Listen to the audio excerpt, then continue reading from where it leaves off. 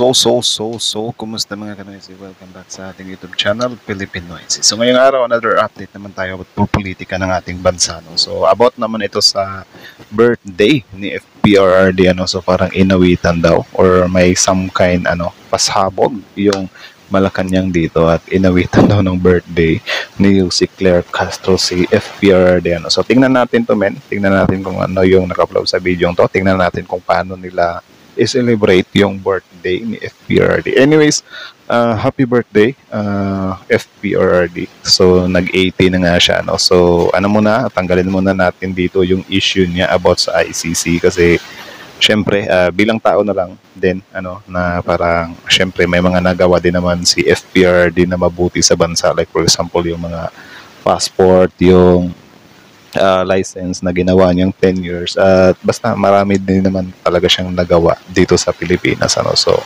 happy birthday. So yan ang video to ay mula kay Pinas News and syempre sa Malacanang na din. So meron itong pamagat na Claire Castro inawitan ng happy birthday si FPRRD. Anong masasabi mo dito sa PCO press con? So Pinas News, Filipino IC, like, comment, share, subscribe. Filipino IC, start. Secretary Hegseth, ibig sabihin po ba na mas bubuhos pa ang tulong ng Amerika sa Pilipinas sa ilalim ng Trump administration?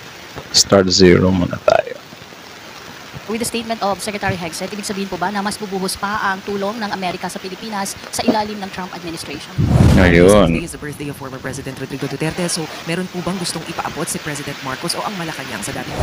Hala. At maaari nga po natin kantahan lahat ng happy birthday ang Pangulo. Day to you. Maiksi lang. Happy birthday to Parang laro eh. you. Happy birthday. Anyways, Pinas News. Bombarazo. Courtesy Pinas News and syempre sa Malacanang. Yusek, good morning. How does the palace view or anong reaksyon ng palasyo sa naging pahayag ni US Defense Secretary Pete Hegseth that the US has great interest in expanding more military-to-military cooperation between the Philippines and the United States and pointing out deterrence is necessary, especially the Philippines considering the threats from the Chinese? Opo, magandang balita po yan para sa ating bansa. Katunayan nga po ay nagkaroon po ng reaffirmation ng US Ironclad, no? Ironclad. Commitment to uphold our mutual defense treaty. Pero ang mga detalye And for sure, iiyak na naman yung China dyan sa pagdating dito ni Hegseth. po niyan ay magkakaroon po mamaya ng press con ang DND po. Mamaya lamang po. So doon po natin DND. tanungin lahat ang mga katanungan at mga detalye na Nice. pag-usapan ni US Secretary of Defense Pete Hegseth at ang Pangulo. So with this, ma'am, with the statement of Secretary Hegseth, ibig sabihin po ba na mas bubuhos pa ang tulong ng Amerika sa Pilipinas sa ilalim ng Trump administration? Hindi po Syempre. ako makakapagbigay ng detalye sa ngayon. At sabi nga po natin, maya-maya lamang po ay magkakaroon sila ng press con. At malamang po, lahat ng detalye ay makukuha niyo maya-maya lamang. Tama naman, tinatanong agad kakarating pa nga lang, di ba? Next question. Maricel Helin, TV5. Magandang umaga po, Yusek. Yusek, today is the birthday of former President Rodrigo Eto Duterte. na. So, meron po bang gustong ipaabot si President Marcos o ang Malacanang sa dating Pangulo? Katulad po natin ang sinabi natin noong nakaraan, dapat lamang po nating batiin ang happy birthday ang dating Pangulong Duterte. At kung maaari nga po nating kantahan lahat Happy ng birthday. happy birthday ang Pangulo.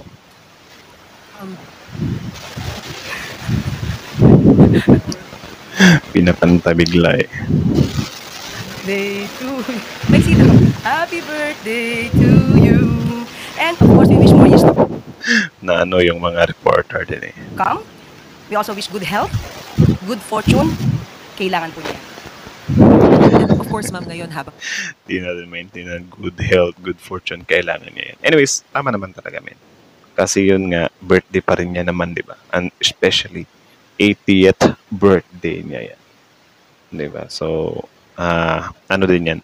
Big, ano din talaga yan? Ang tawag dyan? Big milestone, di ba? Of FPRRD, yung 80th birthday niya. So, happy birthday pa rin, happy birthday pa rin.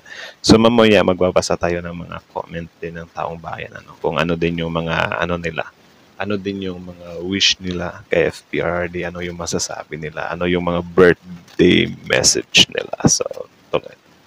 sineselebrate yung birthday ni FPRRD, we're also expecting different activities both from pro and anti-Duterte, and obviously this is very divisive. So what's your assessment on this? Do you see this as a failure on the part of government, not just on the part of administration, but on the part of VP Sara as well, considering that the brand of unity has always been the campaign of PBBM since day one. Actually, Malas. I believe it's only the Pro Duterte groups that have the activities to be conducted Di pa rin nakalusot, nabanatan pa rin. Ibang klase talaga yung PCO natin para. today. But with regard to the administration, we do not have any activity to celebrate the birthday. Kasi ma'am sa Netherlands na mga victims na maggagawa rin. Well, anyway, hindi po natin kasi ito hindi natin mapipigilan kung ano mang gusto na gawing activity ng mga di umano mga Tama. biktima o yung mga nakikisimpatya sa mga naging biktima. Tama naman po. Tsaka hindi naman talaga pipigilan yan ng gobyerno, no? Kaya nga yung ginawang peace rally ng INC, hindi naman sila pinigilan ng administrasyon, 'di ba? Sila lang naman talaga yung gusto na bigyan ng narrative na kesyo baka pipigilan na naman to ng admin kasi karapatan din naman talaga nila yan na i-celebrate nila yung birthday ni FPRRD, no? Actually, meron na nga ako nakitang balita from UNTV, 'di ba, na doon sa Davao meron na nga mga nagsuspend ng klase, 'di ba? Kasi pwede silang mantala sa traffic kasi meron nga daw mga daan na clean nose, 'di ba? So, magko-comment pa ba tayo doon na parang kayo kasi kayo ng rally, nakakaabala kayo. Wag na lang, pabayaan na lang natin sila kung ano yung gusto nila. Yun, bahala sila sa buhay nila. Siguro dapat malaman din po ng buong mundo na hindi lamang po ang interes ng dating Pangulong Duterte ang madinig, pati po yung interes ng mga nabiktima. Aroy, Dapat madinig ng buong mundo. Hindi po natin masasabing grabe, birthday, Di pa rin nakaligtas sa banat, Wala tayong magagawa dyan, divisive ito dahil sila yung nagsasabi lang ng kanilang mga hinaing, ng kanilang mga sentiments, ng kanilang mga opinion, at it's just a freedom of expression. So, hindi po natin ituturing ito na divisive. Banta. Tama naman. Next question. Follow-up question from Eden Santos, Net25. Ayan na, net 25 Good morning na. po, Yusek. So since hindi nyo tinutuloy na divisive yung pagpapakita po ng simpatsya o kaya yung pagpapakita ng kawalan ng simpatsya ng magkabilang taga-suporta kay FP Ano ba yan? Araw-araw ba yung mga press briefing na yan? Grabe akong araw-araw. RD ngayong kanyang birthday. So yung po mga gagawing isasagawang mga pagtitipon ng mga taga-suporta nila sa Davao man o sa ibang lugar dito sa bansa ay okay lang din po yun. Hindi yun na pipigilan ng ating mga kapulisan. Okay Wala lang naman. pong kautusan na pumigil sa anumang gagawing Tama. Actually, okay lang siya. Basta lang hindi sila manghaharas. Diba? Like, sige, gawin nyo, but in a peaceful way. Huwag baka bigla kayong mamamato ng di ba? Baka bigla kayong mag-skandalo dyan or whatsoever. Pero kung hindi naman, bakit pipigilan? Di ba? Karapatan nyo naman yan as a fan base, as a supporters. Di ba? Okay. pagtitipon dahil ito po ay constitutional right ng bawat Pilipino. Tama. At huwag lamang po silang lalagpas at maituturing na ang kanilang mga ginagawa ay labag na po sa batas. Correct. At Tama. may bilin din po ang DOH, lalo't umiinit na ang panahon. Lagi lang uminom ng tubig, pumunta sa malililim na lugar, at kaya in other words, ingat. Ano na po yung mga parameters na pwedeng lumagpas sila sa limitasyon para naman po reminders lang din paalala doon sa mga magsasagawa ng mga pagtitipon or programa para sa birthday ni FPR? Like for example, baka kasi doon sila sa daan magluto ng lechon. Ba? Or bigla silang mamamato ng cake. Diba? Marami. Pero I think malabo naman siyang mangyari. RD po. Pag sumigaw na ibaksak ang gobyerno, Aroy. isa yan. Kapag nagpatuloy ng pananalita para to sow fear, i-promote pa yung hatred sa government, Tama.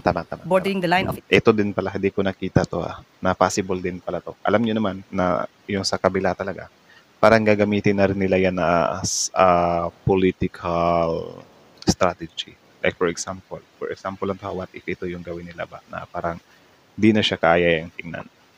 For example, may mga pagtitipon ngayon kasi birthday nga ni FPRD. So dapat birthday, magsaya, or gunitain talaga yung birthday. Yung iba kasi dyan, biglang parang rally na yung labas pa. Birthday siya, pero parang biglang sisigaw na, ibagsa lang, something like that. Baka biglang manawagan ba na ang presidente bangag, dapat mag-resign na siya. mag-celebrate nga ng birthday, di ba? Tapos biglang sisigaw ka nun ng resign, resign. So parang rally yung labas niya. Di ba? Wala lang, baka gamitin din naman kasi talaga nila. Pero I think, hindi naman siguro. Or depende, tingnan na lang natin mamaya. Manonood tayo ng mga balita about dyan, ano. inciting to sedition, dapat alam po nila yan. Dahil sila naman po ay pinamumunuan ng kanilang mga leaders, so dapat alam nila ang kanilang limitasyon. Ang bawat responsibilidad ay may kaakibat na obligasyon. Ma'am, Tama. but since kayo po ay bumati na ng happy birthday. Tayong lahat, hindi lamang ako. Tandaan natin yan. RD. Ang Pangulo po ba, wala talagang statement or kahit na letter na bumabati po sa dating Pangulo? Yung mga ganyang tanong ba, medyo naiinis ako ng ganyan. Bakit pa tinatanong? Alam na nga nila na nagkakalamat, di ba? Bakit pa tinatanong? Do you think may kaibahan? For example, magbibigay ng opinion yung Pangulo sa birthday ni FPRRD. Puputaktihin lang din naman siya. Sasabihin lang naman, plastic, plastic, plastic. Huwag ka na magsalita dyan, bakit ganyan? Nagawa mo nga siyang ipakulong. Di ba? Para sa ikakatahimik na lahat, huwag nang hanapin kung ano yung sasabihin ng presidente kasi not in good terms nga sila, di ba? Tsaka hindi naman obligasyon ng Pangulo na i-greet yung former president. Yan lang. Ewan ko ba't tinatanong pa. I think sa Net 25 yung si ate. Ang tanong lamang po sa akin kanina ni Miss Maricel ay kung Malacanang. So lahat na po yan. Lahat na po kami bumabati rito ng happy birthday. Pero ang Pangulo po mismo, wala pong Pagkatapos po siguro ng kanyang napakahalagang meeting kay US Secretary of Defense, tanungin natin kung meron siyang pabate. Gawin ba po dun sa good news nyo kanina about pabahay? Tinanong ko lang po kung kumusta na po yung 4PH ng Marcos administration. Ilang milyon na po bang pabahay ang naipatayo ng ating administrasyon para sa mga... Kung nakinig ka kahapon sa ating Hala. good news, meron po tayo patungkol dito sa San Juan. Kung nakinig ka kahapon. So, actually, may nakita din akong I think dito na lang muna natin tapusin. Actually, may nakita ako na nag-viral post doon sa Facebook na merong greetings si PBBM kay FPRRD na happy birthday. But I think last year pa yun or whatsoever. So, pinost yun sa social media without saying na parang ito yung greetings dati. So, syempre, yung mga DDS, yung mga diehard supporters, tinitingnan nila yan as parang na plastic daw si PBBM. Diba? Something like that. Inaatake nila yung Pangulo kasi ba't ka nag-greet pa? Pinakulong mo na nga yung tao, nag-greet ka pa. Ang kapal naman ng mukha mo. Biglang ganun na yung mga komento nila. Tapos sabi ko ba, I think lumang video to Kasi okay pa naman yung mga pinagsasasabi ni PBBM dito. So alam niyo yung ganyan men na pinagpiestahan patuloy si PBBM dun sa Facebook. Ito din namang mga hindi din nagdo-double check kung past videos ba yan or new. Diba? So yun, pinuputak din nila. Kaya nga di ko maintindihan ito si ating reporter from News 5, Net 25. Diba na parang bakit mo patatanungin kung ano yung say ng Pangulo about sa birthday or may message ba? Diba? Malabong may message yan. Kung meron man, wala, expect na natin na puputaktihin lang din yan. Siguro kung ako yung Pangulo, hindi na ako magme-message. Diba? Kasi parang tinitrigger mo lang din yung yung mga supporter ni FPR din yan So mas mabuti na lang natahimik. Pero ewan ko lang kung biglang i-ambush interview si PBBM. Like, PBBM, anong masasabi mo sa birthday ni FPRRD? Ewan ko lang kung i-ambush siya, baka mapilitan siyang sumagot. Pero yun nga, kung ako yung tatanungin, wag na. Diba? Wag na nating hanapin kung may mensahe ba yung Pangulo dyan. Kasi ang pangit diba? Kung gusto nyo ng peace, katahimikan sa birthday para mabigyan din naman siya ng respeto, edi pass muna sa mga bangayan, diba? Kasi mahirap yung ganyan. Hinahanapan nyo na anong sasabihin. Tapos walang sasabihin naman, kita nyo, ang sama talaga ng ugali. Diba? Ganyan sila parati. So, kudos din naman kay Attorney Claire Castro kasi kinantahan niya. Pero parang medyo din talaga, medyo may konting banat. Diba? Sabi niya dito, kantahan natin ng happy birthday. Diba? Tapos sabi agad na syempre, yung sa mga victim, may banat pa rin talaga. So magbasa tayo ng comment muna mga par. So meron sabi dito, happy birthday President Duterte. Thanks for your service. Bish talaga Service wishing you a good health always. I am a pro-government, makabayan. Ginagalang ko ang lahat na naging Pangulo ng Pilipinas. Kung may nagawang mali, dapat panagutan. Batas ay batas. Walang pamilya o kaibigan sa pagpapatupad ng batas. So, tama naman kasi nandun naman na si FPRD sa ICC, di ba? So, pananagutan niya yun. Pero syempre, kailangan niyang i-greet pa rin natin siya, men. Happy birthday to PRD. Sana humaba pa ang buhay para medyo mahaba-haba mong maranasan ang pagkakakulong. Huy! Ang sama mo naman, micro. Sama mo, micro. Grabe kang makapag-greet, ha? Sana humaba pa ang buhay para medyo mahaba-haba mong maranasan pagkakakulong daw.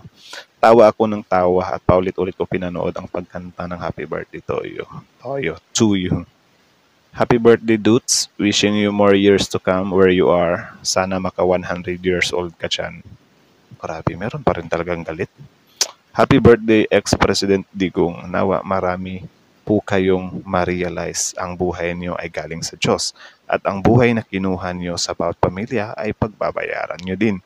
Makatarungan ang Diyos kung ano ang tinanim, yun ang aanihin. Habang buhay pa po kayo, tumingala kayo sa langit na may Diyos na hahatol sa ating lahat. Masama at mabuti ang insusultuhin natin sa Diyos. O isusulit natin sa Diyos. So yun lang naman. Goods tong comment ni Ma'am Evelyn dito. Nice yun. Bakit ba galit na galit sila kay Claire? Ginawa niya lamang ang tungkulin niya. Go, Miss Claire. Keep it up, madam. Everybody sing, happy birthday to you. The saddest birthday for FPRD, but he has to prove his innocence before ICC. Hard is the law, but it is the law. Lesson learned, be careful for what we wish for. What goes around from the mouth comes around. Kumanta talaga. Ganda ng smile ni Attorney Claire. Happy birthday, ex-president. Sana bigyan ka pa ng mahabang buhay, 200 years. Grabe itong iba din parang actually, ang ganda naman sana ng wish nila na paabutin ng 100 or 200 years. Pero nakapiit kasi yung tao, min. Diba? Sino ba yung matutuwa dyan? Ay, hindi pala. I think matutuwa dito yung mga victims ng family pala. So, parang subjective pa rin siya. Happy birthday to all EGK victims. Bakit ganit yung EGK? God bless you always, PRD. Marami kang nagawang kabutihan sa ating bansa po. Pero, dapat mo rin panagutan ang lahat na nagawa mo sa ating kapwa, lalo na yung ilang libo na family na nadurog ang puso sa pagkamatay ng kanilang mahal sa buhay, lalo na sa mga innocent na damay lang sila. Happy birthday po, PRD. Wish namin masaya at good health po kayo lagi. Pray for peace sa ating bansa. But acting.